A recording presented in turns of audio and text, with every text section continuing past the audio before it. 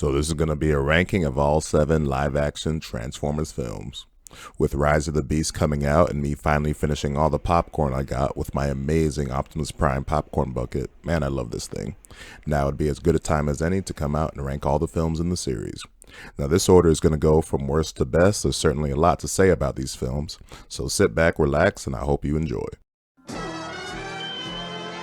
The 5th and final Michael Bay installment, Transformers The Last Knight, is dreadful. The movie actually showed promise early on of being decent, with Bumblebee and the rest of the Autobots hiding out, and there was some solid fun stuff there.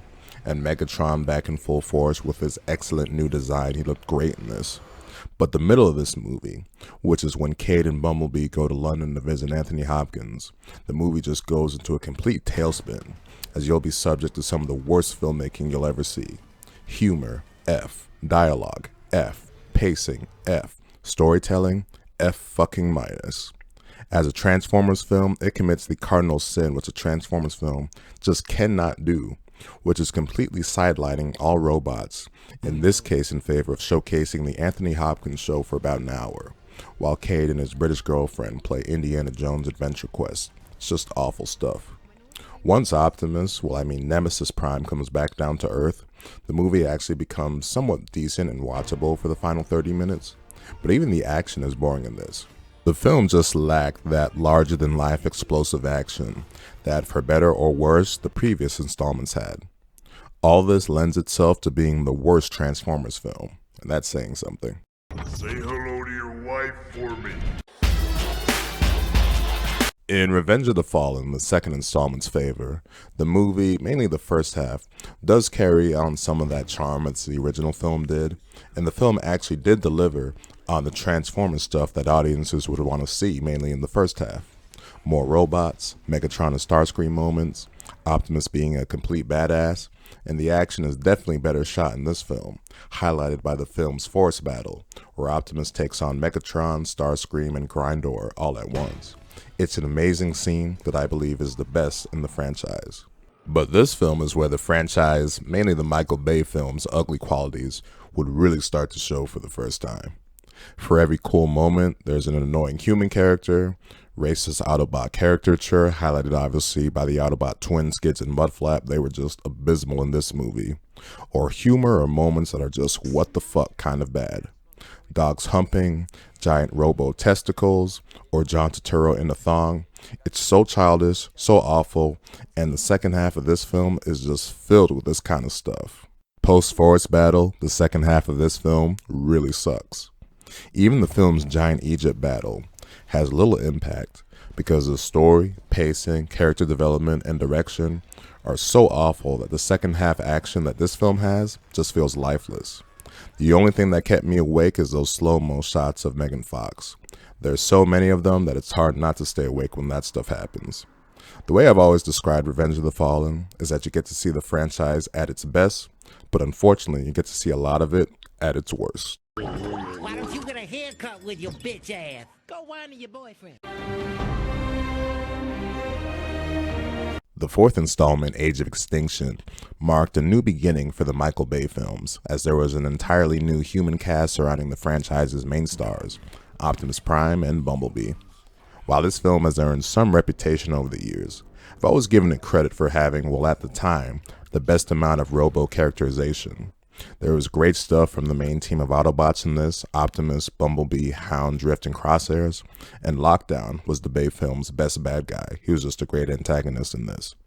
Also, despite the new cast of human characters, there was actually decent story continuity with the previous film, as the whole film story in this springs off of Dark of the Moon Chicago battle, and for what it's worth, the China battle is much more robot-driven when it comes to action, and absent of any military interference compared to the first 3 films. Despite me thinking though that the human characters were overall less annoying in this film compared to the previous ones, this movie is composed of so many unnecessary ugh moments when it comes to humor, dialogue, and infamously product placement. This helps build up this movie's ludicrous 2-hour and 40-minute runtime. It's just an insane runtime for a movie with this little substance, even though there's so many story concepts going on in this. Lockdown's hunt, the main human cast, Galvatron's creation, Transformium, the creators, and the Dinobots. A lot could have been forgiven here if the Dinobots had just been given a bigger role, but it really does feel like they were just randomly thrown in there for some action, even though the action scenes that they were in were pretty cool. There is a lot of worthwhile stuff in Age of Extinction, but no Transformers film was in need of an editor more than this film. That was mean. Hey! I'm sorry if you can't handle the cold-hearted truth. The third installment, Dark of the Moon, definitely has the best story of the Bay films. It's a nifty little story, with conspiracies, cover-ups, betrayals for robots and humans, and backstory tying in the Transformers to the moon landing of 1969. There was solid stuff here when it came to the story concept. While the story concept is solid though, the overall storytelling is still shaky, with just too much damn screen time being dedicated to annoying human characters. I pretty much fucking hated every human in this movie. There were very few human characters that didn't have a moment where they weren't annoying in this, highlighted by Sam Witwicky, who is a pretty irritating protagonist in this. And the movie automatically puts his story at a disadvantage, with having to deal with him having a new girlfriend. It doesn't help that nearly every shot of his new girlfriend, Carly, is shot in a suggestive kind of way, or just flat out like a Victoria's Secret commercial, courtesy of Mr. Michael Bay himself. The first half of Dark of the Moon goes back and forth between being cool and terrible. For every cool scene like the Decepticons in Africa or the highway chase, there's an abysmal attempt at comedy, with Sam Witwicky and the wacky people in his life. Notably, all the stuff that has to do with Sam at his new job, and wacky new annoying characters like John Malkovich or Ken Jeong. But Dark of the Moon becomes a lot more focused in the second half, delivering on the epicness it was going for, being the third in the trilogy with its Chicago battle. It's grand, explosive, and the visuals are of course excellent. Most of the robot stuff is mostly pretty good in this movie. There's some great new additions like Sentinel Prime, Laserbeak, or even the Wreckers. The only major disappointment was Shockwave's role. Definitely didn't deliver on what people wanted to see, given the potential of that character. And it's not like I think the end of this movie is perfect. Unfortunately, a lot of the screen time gets dedicated to the military instead of the robots. But the moments where it does shine, like Optimus laying the smackdown on a row of 10 cons at once, it really does shine. This is a total cluster. Following the Bayverse films going completely off the rails, Bumblebee did something that was more than necessary, and that was just to be a good solid movie. This prequel/reboot put characters and story first rather than spectacle, explosion, crass humor, and the long runtime that the Bay films became infamous for. The film was smaller in scales in other ways too when it came to its cast of characters, focusing obviously on Bumblebee, the bond he forms with Charlie, our main human protagonist here. Haley Steinfeld is always great, and she was great in this too. And the villains, Shatter and Dropkick, our main Decepticons here, they were solid villains. Now, the film's not without its flaws. The comedy when it comes to the parents is just kind of awkward and falls flat. And the story when it comes to the bond that forms between Bee and Charlie isn't something we haven't seen before.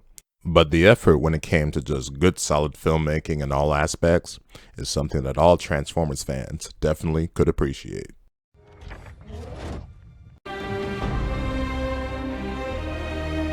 The first Michael Bay Transformers film is a great mix of being a Michael Bay film and a Steven Spielberg film. Given how this is the first time we see Transformers in live action, there's a real sense of wonder and wow factor to the Autobots and Decepticons in this.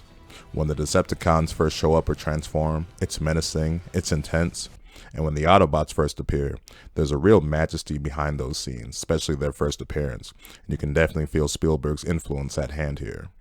Now, unfortunately, a lot of this movie's focus, mainly the first half, is on the humans, which is not ideal for a Transformers film. But once Optimus and the other Autobots join Bumblebee on Earth, they all get a solid amount of focus, characterization, personality, and they worked really well as a team. The team of Optimus, Jazz, Ironhide, Ratchet, and Bumblebee. The same unfortunately can't be said for the Decepticons.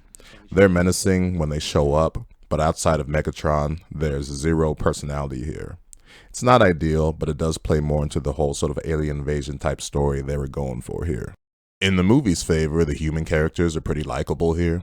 Sam Witwicky is at his best in this movie, and the story between him and Michaela works here. And the final battle in Mission City works because it's fast-paced, intense, and has the best combination of robot battles, explosions, carnage, mayhem, and balancing both the robots and the military. While I think it's far from a perfect Transformers movie, the first Transformers film is an overall good movie experience though, that gets better as it goes along.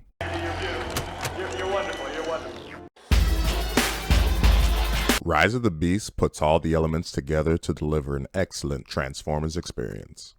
Finally, the human to Transformer ratio is exactly what it needs to be screen time wise, with there only being the bare minimum human characters here, and the film focusing on delivering great Transformers content. Mirage was the real showcase robot in this. He was a great real star personality, but Optimus was probably at his best here, and there's other great stuff from the rest of the RoboCast. Optimus Primal, Air-Razor, Bumblebee, RC, and Scourge, they all had their moments to shine and make an impact. The action also more than delivered here. It was Transformers-centric action that excelled in all aspects. Chases, hand-to-hand fights, shootouts, and a great final battle that had so many great moments and was all kinds of fun. Now, I can't say that I love that we had yet another Transformers film, where the climax involved a giant planet-sized object crashing down on Earth, but overall, Rise of the Beast is a great Transformers experience that hopefully leads to a promising future for the rest of the franchise cinematically. Back up! Oh, I thought we were boys! So there you have it with my ranking of all 7 live-action Transformers films.